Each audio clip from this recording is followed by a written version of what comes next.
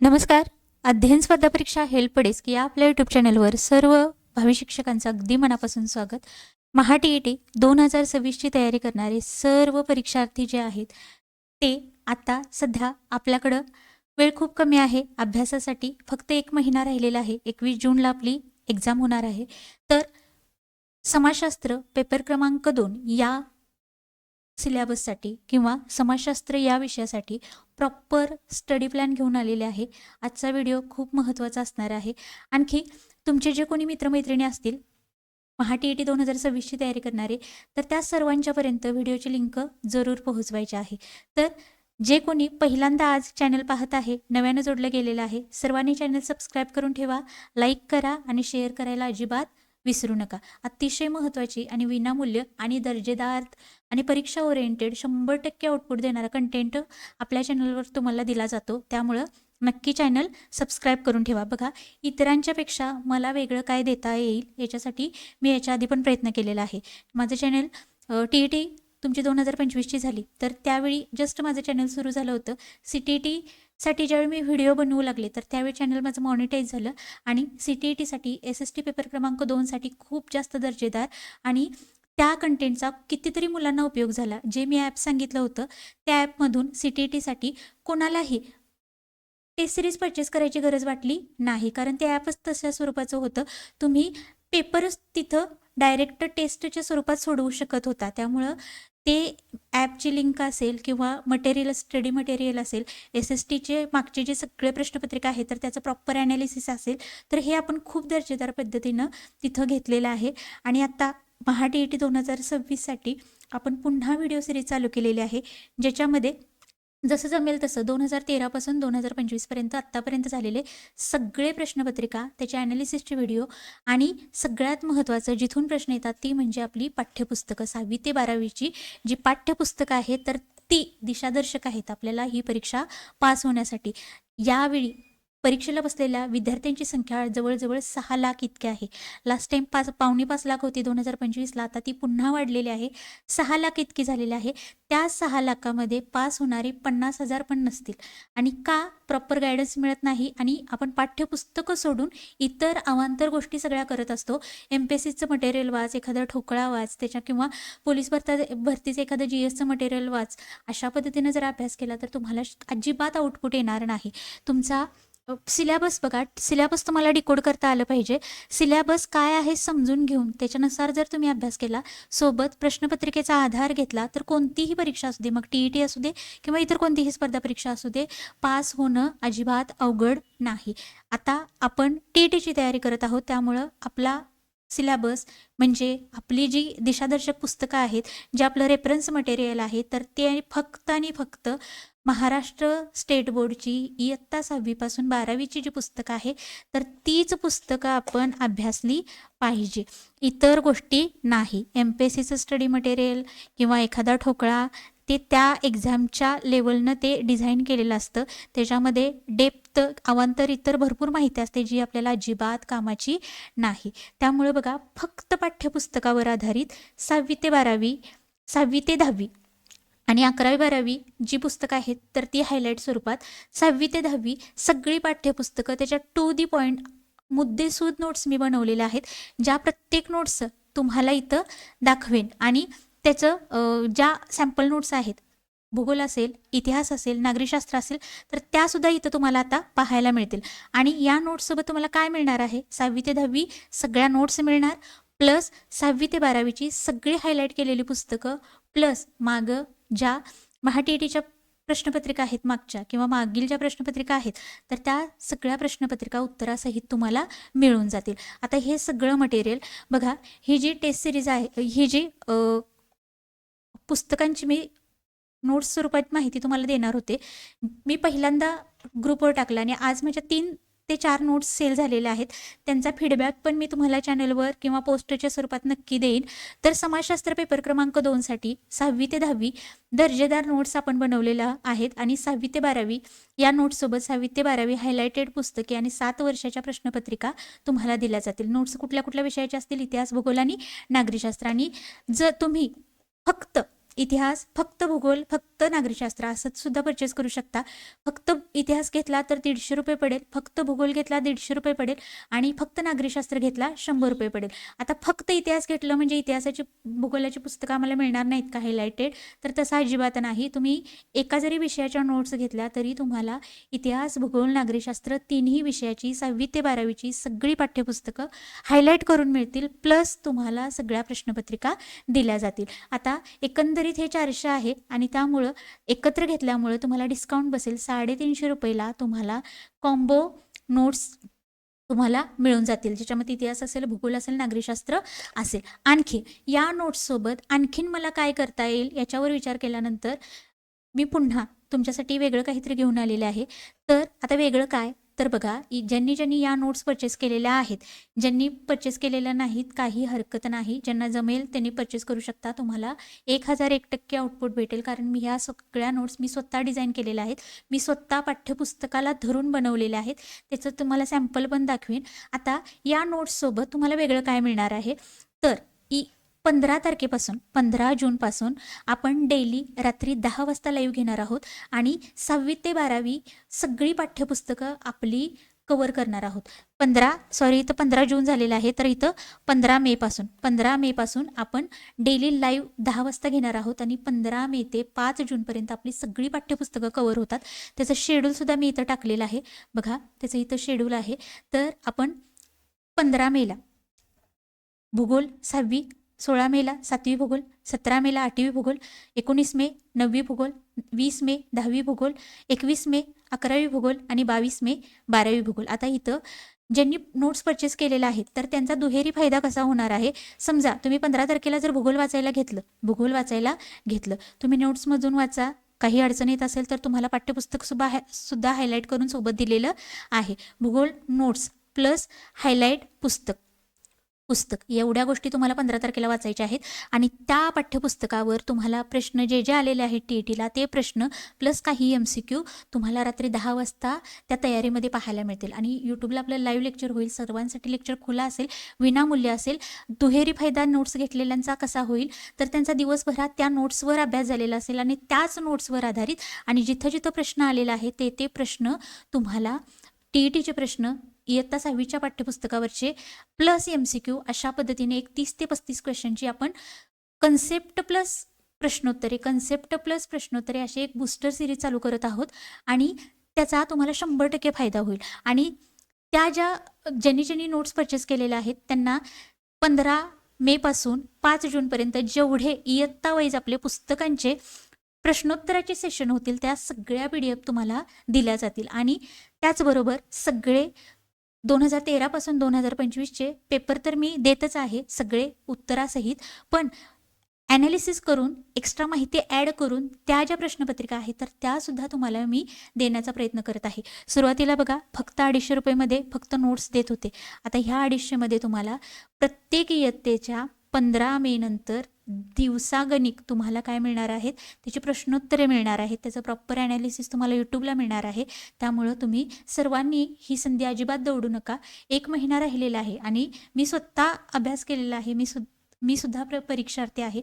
परीक्षेच्या शेवटच्या काळामध्ये काय होतं मला चांगलं कळतं आणि आज वाचू उद्या वाचू आपण असं करत काय करतो, दिवस पुढे ढकलतो आणि ज्यावेळी शेवटी 15 दिवस, 1 महिना, 15 दिवस, 8 दिवस होतात त्यावेळी आपल्याला वाचायचं भरपूर जास्त असतं आणि त्या भरपूर जास्त वाचण्याच्या नादामध्ये किंवा आता एवढं वाचायचं का या नादामध्ये आपलं काहीही वाचून होत नाही आणि तसंच आपण पेपरला जाऊन येतो आणि त्याच्यातून आपला रिझल्ट अजिबात येत नाही. माझ्यासोबत पण ह्या गोष्टी झालेल्या आहेत सुरुवातीला.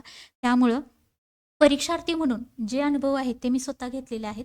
या नोट्सवर तुम्ही काम केलं तर मी तुम्हाला 100% गॅरंटी देते. फक्त एका लाईव्ह तुम्ही एखादी बॅच परचेस केलेली असेल तर त्याच्यापेक्षा जास्तीत जास्त आउटपुट तुम्हाला या शेड्यूलमधून मिळेल. मी परत एकदा बोलते, तुम्ही एखादी बॅच परचेस केलेली असेल तर त्या बॅचपेक्षा जास्त आउटपुट तुम्हाला आता मिळेल. आता जरी तुम्ही एखादी बॅच परचेस केली 100-150 लेक्चर पडलेले असतात, तेवढे एका महिन्यामध्ये पाहणे शक्य नाही. पण या 350मध्ये तुम्ही 1 तासाच्या व्हिडिओमध्ये एक 20 पानं जर कव्हर होत असतील, तर तुम्ही 1 तास वाचायला बसलात, तर तुमची जवळ-जवळ 50 ते 60 पानं वाचून होऊ शकतात. त्यामुळं वाचन आणि व्हिडिओ पाहणे दोन्हीमध्ये फरक आहे. तुम्ही वाचून घेऊन समजून घेऊ शकता. मी तुम्हाला पर्सनल गाईड करू शकते.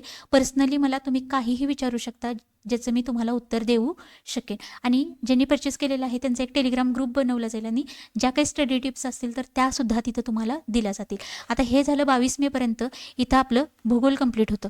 22 मेपर्यंत आपलं भूगोल कंप्लीट होतं. त्याच्यानंतर 23 मेला 6वी इतिहास, 24 मेला 7वी इतिहास, 25 मेला 8वी इतिहास, 26 मेला 9वी इतिहास, 27 मेला 10वी इतिहास, 28 मेला 11वी इतिहास आणि 29 मेला 12वी इतिहास. अशा पद्धतीने इतिहासाचं शेड्यूल असेल, जे की 23 पासून 29 पर्यंत तुमचा इतिहास इथं कंप्लीट होतो.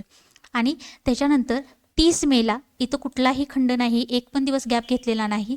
30 मेला नागरिकशास्त्र 6वी, 31 मेला 7वी नागरिकशास्त्र, 1 जूनला 8वी नागरिकशास्त्र, 2 जूनला 9वी नागरिकशास्त्र, 3 जूनला 10वी नागरिकशास्त्र, 4 जूनला 11वी नागरिकशास्त्र आणि 5 जूनला 12वी नागरिकशास्त्र. अशा पद्धतीनं 30 ते 5 जूनपर्यंत आपलं नागरिकशास्त्र पण कव्हर होतं. आणि नागरिकशास्त्राचे बघा ना, सुरुवातीचे 6वी 7वी 8वी छोटे छोटे टॉपिक आहेत 5, आणि त्यासोबत तुमचं इकडचं काही राहिलं असेल तर ते इथं सुद्धा तुमची एक रिव्हिजन पडू शकते. आणि उरलेले आणि 15 इथं बघा 5 जून नंतर 15 जूनपर्यंत उरलेले जे 10 दिवस आहेत, तर त्या 10 दिवसामध्ये आपण काय करणार आहोत, सगळ्या फुल लेंथ 60 प्रश्नाचे 60 प्रश्न आहेत, त्या प्रश्नपत्रिका आपण डिस्कस करणार आहोत. म्हणजे तुम्हाला इतकं छान तुमची आणि डिटेल व्यवस्थित तयारी होईल की ज्याच्यातून तुम्हाला 100% महाटीईटी 2026मध्ये आउटपुट पाहायला मिळेल. आणि आत्ता ज्या कंडिशनमध्ये तुमचा अभ्यास आहे, जवळजवळ एक 10 ते 15 मार्क्स तुमचे 100% वाढलेले असतील. आणि जे आपण लाईव्ह लेक्चर घेऊ त्या प्रश्नानुसार, धड्यानुसार जिथं जिथं प्रश्न आलेला आहे तसा त्या पाठ्यपुस्तकातून. आता प्राचीन भारत आहे, इयत्ता 6वी. प्राचीन भारत म्हटलं की तुम्हाला हडप्पा संस्कृती 100% प्रश्न असतो. त्याचबरोबर वैदिक संस्कृती, धार्मिक प्रवाहामध्ये जैन धर्म आहे, बौद्ध धर्म आहे, प्रश्न विचारले जातात. काही घराणे आहेत, पाल असेल, त्याच्यानंतर मौर्य साम्राज्य असेल, महाजनपद आहे, 100% प्रश्न येतो.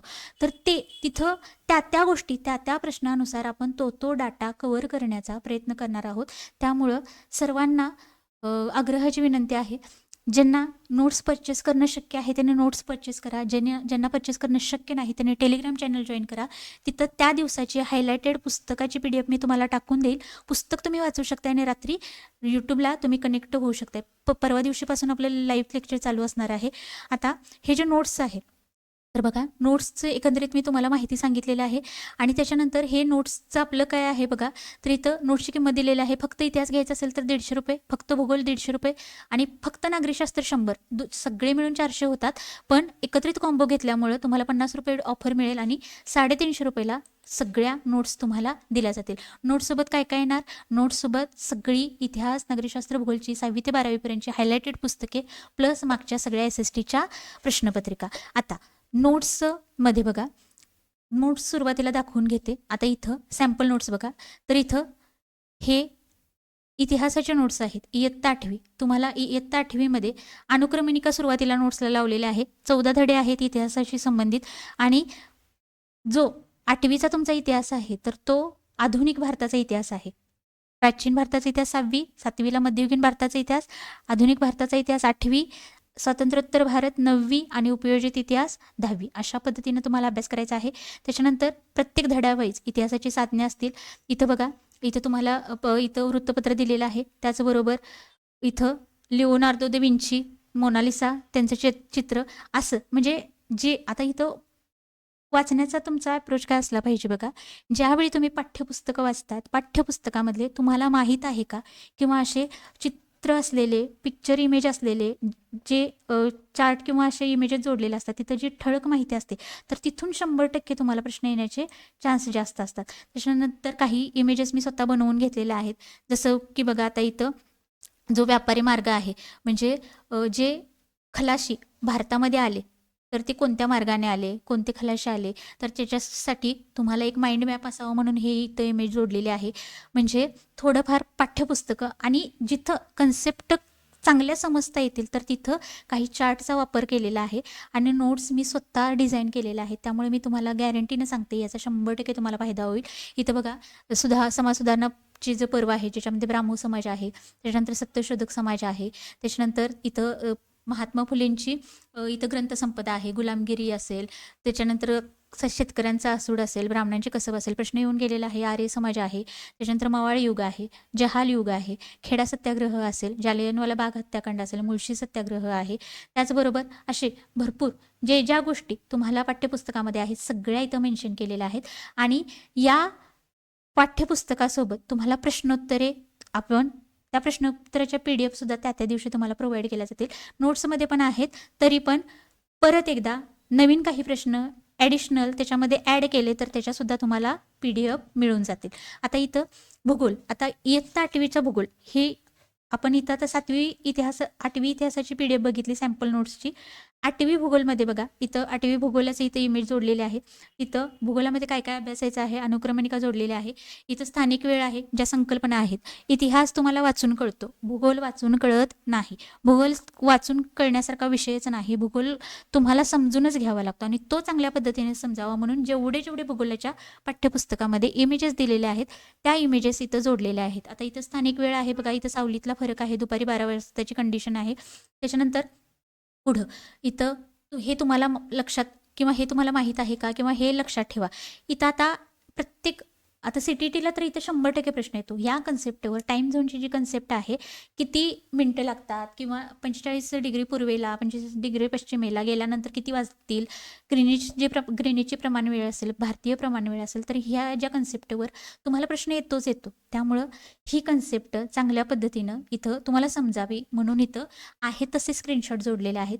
त्याचबरोबर इथं भारताचे किंवा काही मॅप आहेत तर ते मॅपसुद्धा जोडलेले आहेत. त्याच्यानंतर बघा पुढं काही महत्त्वाच्या आंतरराष्ट्रीय संघटना आहेत तर त्या विचारल्या जातात, तर त्याचे लोगो वगैरे विचारले जातात. ते लोगो समजावेत, त्या एक्झॅक्ट त्याच संघटना इथं बघा माहीत आहे का तुम्हाला. या सदरांतर्गत जे पाठ्यपुस्तकामध्ये तुम्हाला दिलेलं आहे समाविष्ट करून त्या गोष्टीवर प्रश्न विचारण्याचा भर तुलनेनं जास्त आहे. त्यामुळं या गोष्टी तुम्हाला इथं व्यवस्थित सगळे माहीत आहे का तुम्हाला, स्क्रीनशॉट ॲज इट इज जोडलेले आहेत. त्याच्यानंतर आता हे बघा किती सुंदर, आणि एवढी मी गॅरंटी घेते ह्या नोट्स वाचताना तुम्हाला अजिबात कंटाळा येणार नाही. जेवढं 1 महिना राहिलेला आहे आवडीने तुम्ही नोट्स वाचाल, तुमच्या ते एक प्रकारची जिज्ञासा तयार होईल किंवा पुढं काय आणखीन काय काय आहे. तुम्ही जर असंच पाठ्यपुस्तक वाचायला गेला तुम्हाला रटाळ वाचेल, पण या नोट्स मी इतक्या सुंदर पद्धतीने डिझाईन केलेल्या आहेत की ज्या तुम्हाला वाचताना अजिबात कंटाळा येणार नाही. आता इथं पृथ्वीच्या अंतरंगाची रचना आहे, अंतर्गाभा आहे, बाह्यगाभा आहे, त्याच्यानंतर प्रावरण आहे, भूकवच आहे, त्याच्यानंतर पुन्हा तीच प्रतिमा इथं अशा पद्धतीनं दिलेली आहे. पृथ्वीच्या अंतरंगाचे भाग दिलेले आहेत, भूकवच, प्रावरण, गाभा, छान पद्धतीनं सगळ्या गोष्टी डिझाईन केलेल्या आहेत. ती पुन्हा माहीत आहे का तुम्हाला अशा पद्धतीनं. परत इथं बघा, आता इथं थरामधील जे मूलद्रव्य आहे तर त्यांच्या घनतेनुसार त्यांचा क्रम असेल, हे सगळं विचारलं जातं आणि इथून प्रश्न येतात, 100% येतात. त्यामुळे ह्या सगळ्या गोष्टी आणि मागच्या सगळ्या क्वेश्चन पेपरचा अभ्यास करून या सगळ्या नोट्स बनवलेल्या आहेत. त्यामुळं तुम्ही बिनधास्त परचेस करा आणि बघा. ज्यावेळी तुमचा 21 जूनचा पेपर होईल त्यावेळी मी स्वतः लाईव्ह येऊन तुमच्याकडून फीडबॅक मागेन. तुम्हाला 100% त्याच्यातून आउटपुट मिळालेलं जाणवेल. आता इथं ढग जे आहेत तर उंचीनुसार ढगांचे जे प्रकार पडतात तर त्याच्यानुसार इथं ढगाची जी इमेज आहे तर ती दिलेली आहे. पुन्हा इथं ढगांचे जे प्रकार आहेत, मध्यम उंचीवरील, कमी उंचीवरील आणि उंचावरील ढग, तर उंचीनुसार त्याचे जे प्रकार आहेत तर ते दिलेले आहेत. अशा पद्धतीनं व्यवस्थितरित्या इथं आता महासागर तळरचना तुम्हाला भूगोलामध्ये ॲज इट इज तुम्हाला आकृती विचारली जाते. आता ही जी आकृती आहे तर याच्यावर तुम्हाला प्रश्न आलेला आहे, या आकृतीवरच तुम्हाला डायरेक्ट प्रश्न आलेला आहे. आता प्रश्नामध्ये बघा, तर ह्या आकृतीमध्ये सागरी मैदान कुठं आहे, सागरी डोह कुठं आहे, सागरी गर्ता कुठं आहे, खंड कुठं आहेत, तर सागरी गर्ता म्हणजे काय, डोह म्हणजे काय, एक्सप्लेनेशन खाली दिलं, पण फक्त एक्सप्लेनेशन वाचल्यानंतर आपल्याला त्या गोष्टी क्लिक होत नाहीत. त्याच्यासाठी प्रॉपर इमेज दिलेले आहे. इथं तुम्हाला असं 1, 2, 3 असे नंबर टाकून तुम्हाला आकृत्या आलेल्या आहेत. जर तुम्ही अजूनही TETचे मागचे पेपर काढून बघितले नसतील तर पेपर काढून बघा. यूट्यूबवर खूप जणांचे व्हिडिओ आहेत PYQ ॲनालिसिसचे, ते व्हिडिओ तुम्ही पाहू शकताय. तर इथं तुम्हाला 1, 2, 3 आकडे टाकून तिथला आकृतीचा भाग विचारला जातो, हे कशाचं उदाहरण आहे. तर अशा पद्धतीनं तुम्हाला डायरेक्ट आकृत्या विचारल्या जातात. तर त्या आकृत्या समजाव्यात त्याच्यासाठी हे व्यवस्थित डिझाईन केलेलं आहे.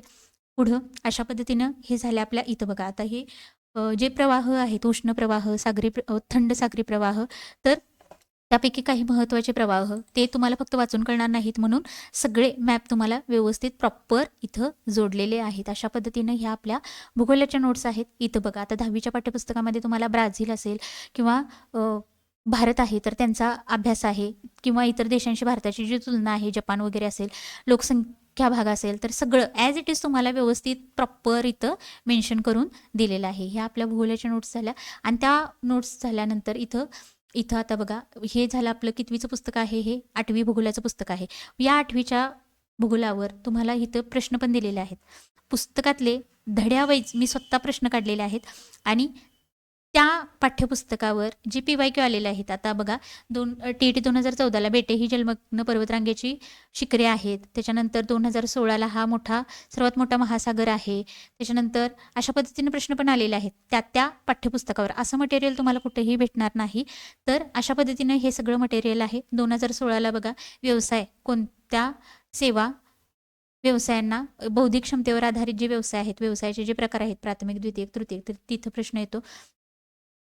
त्याचबरोबर आणखीन इथं बघा, 2018चा प्रश्न, खालीलपैकी कोणता व्यवसाय शेतीला पूरक ठरतो. अशा पद्धतीनं हे जगाचं हे असेल. त्याचबरोबर इथं पृथ्वीचा अंतरंग दाखवलेला आहे.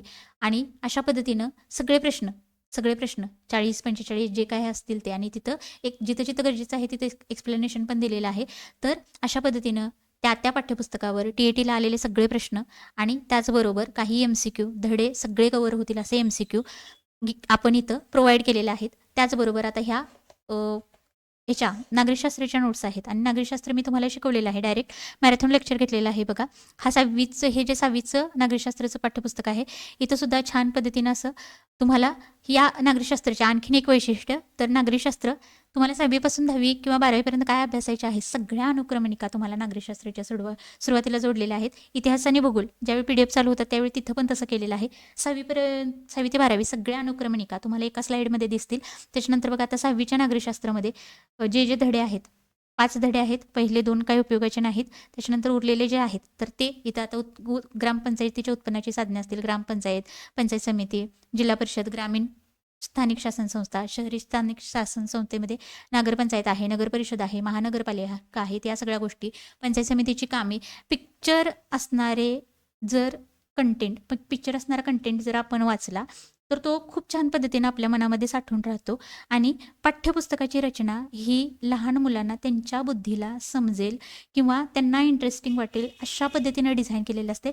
आणि ते मटेरियल ॲज इट इज आहे तसं आपण त्या इमेजेस या नोट्समध्ये जोडल्यामुळं या नोट्स वाचायला तुम्हाला अजिबात कंटाळा येणार नाही. कन्सेप्ट तुम्हाला चांगल्या डायरेक्ट डोक्यात घुसतील आणि तुमचा अभ्यास पण चांगल्या पद्धतीनं प्रॉपर अतिशय. आता इथं बघा, पंचायत राज व्यवस्था, इथं पदाधिकारी आहेत, इकडं अधिकारी आहेत. आता पदाधिकारी म्हणजे जे निवडून आलेले असतात त्यांना पदाधिकारी म्हटलं जातं. त्याच्यानंतर जे शासनाद्वारे निवडले जातात, राज्य शासन नेमणूक करतं, त्यांना अधिकारी म्हटलं जातं. मग जिल्हा परिषदेचे अधिकारी कोण आहेत, पंचायत समितीचे अधिकारी कोण आहेत, ग्रामपंचायतीचे अधिकारी कोण आहेत, सगळं इथं सगळीकडे प्रश्न आलेला आहे. त्यामुळं इथं आता स्थानिक शासन संस्था ग्रामीण आहे तर त्याच्यामध्ये सदस्य संख्यांचा हा चार्ट आहे. एक तुम्हाला चार्ट बघितला तरी तुम्हाला सगळ्या गोष्टी लगेच क्लिक होऊन जातात आणि कमी वेळामध्ये जास्तीत जास्त तुमचा अभ्यास होऊन जातो. अशा पद्धतीनं या संपूर्ण नोट्सची प्रॉपर, आता जसं आपण ग्रामीण भेटलं तसंच हे शहरी स्थानिक शासन संस्था आहेत, पुन्हा जिल्हा प्रशासन आहे. जिल्हा प्रशासनामध्ये आता ॲज इट इज बघा, आपण ती इतका जास्त आपण डीप जाऊन अभ्यास केलेला नसतो. आता मी हे स्वतः केलेलं आहे त्यामुळे मी तुम्हाला इतकं सांगत आहे. तर हा जिल्हाधिकारी या चार्टवर तुम्हाला ॲज इट इज 2024ला या चार्टवर प्रश्न आलेला आहे. जिल्हाधिकाऱ्याची ही कामे आहेत, शेतीशी संबंधित आहे, कायदा व सुव्यवस्थेशी संबंधित आहे, निवडणूक अधिकारी म्हणून जिल्हाधिकाऱ्याला काय कामे करावी लागतात, आपत्ती व्यवस्थापन अधिकारी म्हणून जिल्हाधिकाऱ्याला काय कामे करावी लागतात. तर ही कामे तुम्हाला सरळ ॲज इट इज 4 विधानं दिलेली आहेत. जिल्हाधिकाऱ्याची कामे, त्याच्यापैकी विसंगत पर्याय ओळखा. 3 कामे या चार्टमधून दिली होती आणि एक वेगळं दिलं होतं. आणि तिथं काय होतं त्या विधानामध्ये की जिल्हा परिषदेच्या ज्या सभा आहेत तर त्यांचं अध्यक्षपद जिल्हाधिकारी भूषवतो, तर ते विधान चुकीचं होतं. तर जिल्हा परिषदेच्या ज्या सभा आहेत तर त्यांचं अध्यक्षस्थान जिल्हाधिकारी नाही तर जिल्हा परिषद अध्यक्ष भूषवतो. या सगळ्या गोष्टी तिथं तुम्हाला हे सगळं माहीतच असलं पाहिजे.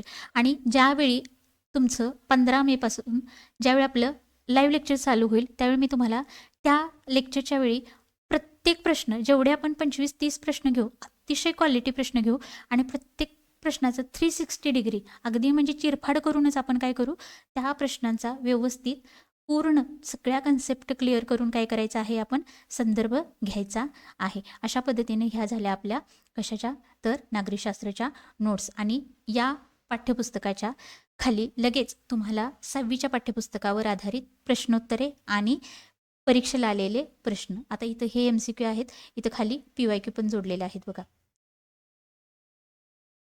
इथं 2014 असेल, 2016 असेल, त्याच्यानंतर खाली 2021 असेल, 2025 असेल लेटेस्ट. आणि ज्यावेळी तुम्ही प्रश्नांचं स्वरूप समजाल त्यावेळी तुम्हाला नक्की कळेल की आपल्याला काय सोडायचं आहे आणि काय वाचायचं आहे. कारण तेच घटक आहेत, फिरवून फिरवून विचारले जातात. यावर्षी विचारलं नाही तर परत 2 वर्षांनी तो घटक रिपीट होतो. बघा, स्थानिक शासन संस्थेमध्ये कधी ग्रामीण स्थानिक शासन संस्थेवर प्रश्न असतात, कधी शहरी स्थानिक संस्थेवर असतात. ज्यावेळी आपण विधिमंडळ वगैरे अभ्यासत असतो, त्याच्यानंतर संघशासन राज्य शासन व्यवस्था अभ्यासत असतो, लोकसभेची सदस्य संख्या, राज्यसभेची सदस्य संख्या, पात्रता वय किती असतं, त्याचबरोबर विधिमंडळामध्ये विधानसभा, विधान परिषद, त्याचे सदस्य किती आहेत, राज्यसभेचे सदस्य किती, लोकसभेचे सदस्य किती, याच गोष्टींवर सारखे सारखे प्रश्न रिपीट झालेले आहेत. आणि हे जर तुमच्या एकदा लक्षात आलं की प्रश्न येतो कुठून, तर तुमचा अभ्यास खूप जास्त सोपा होऊन जातो. त्यामुळं 15 मेपासून 15 जूनपर्यंत संपूर्ण 1 महिन्याचा हा जो आपला टाईम टेबल आहे किंवा हे जो स्टडी प्लॅन आहे, हे शेड्यूल आहे, तर ते तुम्ही प्रॉपर व्यवस्थित फॉलो केलं तर तुम्हाला 100% आउटपुट भेटेल. आणि पेपर झाल्यानंतर तुमचा जो आनंद असेल तो खरंच छान असेल. आणि नक्की मला तुमचा फीडबॅक द्या. तुम्ही कमेंटमध्ये याच्यामध्ये काही सुधारणा करायची असेल तर ते सुद्धा सांगा. आणि हो, ज्यांना गरजेचं आहे त्यांनी नोट्स परचेस करू शकता. शेवटचा 1 महिना आहे. नोट्सनुसार तुमचा स्मार्ट पद्धतीनं, छान पद्धतीनं, छान अभ्यास व्हावा याच्यासाठी या नोट्स त्या तुम्ही या व्हिडिओच्या खाली त्याची तुम्हाला टेलिग्रामची चॅनलची लिंक दिलेली आहे. ही जी PDF आहे तर मी तिथं प्रोव्हाइड करेन. आपलं शेड्यूल असेल तर ते सुद्धा तुम्हाला टेलिग्राम चॅनलवर पाहायला मिळेल. फक्त आता काय करायचं आहे, तुम्ही हा व्हिडिओ जास्तीत जास्त मुलांच्यापर्यंत शेअर करा आणि सर्वांच्यापर्यंत हा व्हिडिओ पोहोचू दे. तुम्ही ज्यांना शक्य आहे त्यांनी परचेस करा, नसेल तर टेलिग्रामवर पुस्तकाची हायलाइटेड PDF मिळेल, तिथून वाचून तुम्ही रात्रीचं लाईव्ह सेशन अटेंड करू शकता. काही शंका असेल तर कमेंटमध्ये सांगा किंवा तुम्हाला इथं नंबर दिलेला आहे, इथं नंबर दिलेला आहे, हे 2 नंबर दिलेले आहेत. या 2 नंबरवर तुम्ही कधीही संपर्क करा, व्हॉट्सअप करू शकताय. या तुम्हाला नोट्स कशा आहेत बघायच्या असतील तर या दोन्हीपैकी कोणत्याही नंबरला तुम्ही कॉन्टॅक्ट करा, व्हॉट्सअप करा. तिथं तुम्हाला पहिला सॅम्पल नोट्स पाठवल्या जातील. नोट्स वाचा, नोट्स समजून घ्या, आवडल्या तरच परचेस करा. चालेल. अशा पद्धतीनं 15 मेपासून 15 जूनपर्यंत आपलं हे समाजशास्त्रचं जे शेड्यूल आहे तर मी तुम्हाला दिलेलं आहे. आणि अशा पद्धतीनं जर आपण समाजशास्त्र विषयाची तयारी केली, बघा वेटेज खूप जास्त आहे. पेपर क्रमांक 2 60 प्रश्न आहेत 60 मार्काला. इथून जर तुम्हाला 45 किंवा 45 ते 50 प्रश्न जरी आले पेपर क्रमांक 2ला, तर ह्या 45 समजा 45 आले आणि जे भाषेचे 2 विषय आहेत हिंदी मराठी किंवा ज्यांनी इंग्लिश आणि मराठी घेतलेलं आहे तर तिथून जरी 45 मार्क आले तुम्हाला, आता मराठी तर आपली मातृभाषा आहे, मराठीला तुम्हाला 25 मार्क पडलेच पाहिजेत, मराठीला 25 मार्क पडलेच पाहिजेत. आता हे 25 झाले आणि हिंदी इंग्लिशला एक 15-20 धरा, 15 घ्या, तर 25 + 15 किती झाले, इथं 40 झाले, इथं आपल्या नोट्समधून 45 झाले. आणखी मानसशास्त्राला एक 10 मार्क्स तुम्हाला आरामात पडतात. झालं. आपल्याला काही कुठं मेरिटमध्ये यायचं नाही, काही नाही. आपल्याला फक्त 90चा आकडा गाठायचा आहे. जे SC कॅटेगरी किंवा अदर बॅकवर्ड जे कास्टमधून आहेत तर त्यांनी सुद्धा 82वर पास व्हायचं नाही, आपल्याला 90+ मार्कानेच पास व्हायचं आहे. असं तुम्ही मनामध्ये धरून अभ्यास करा, तुम्हाला नक्की यश मिळेल. आणि जरी ज्यांना वाटत आहे काही शंका असेल तर नक्की कॉन्टॅक्ट करा व्हॉट्सअप नंबरवर, कधीही कॉन्टॅक्ट करू शकताय. तुम्हाला सॅम्पल नोट्स दिल्या जातील, पाहू शकताय. हा व्हिडिओ जास्तीत जास्त मुलांच्यापर्यंत पोहोचावा याच्यासाठी लाईक करा आणि चॅनल शेअर करायला, सबस्क्राईब करायला अजिबात विसरू नका. चालेल. पुन्हा भेटू अशाच एका दर्जेदार व्हिडिओ घेऊन. तोपर्यंत छान अभ्यास करा, मस्त रहा. धन्यवाद.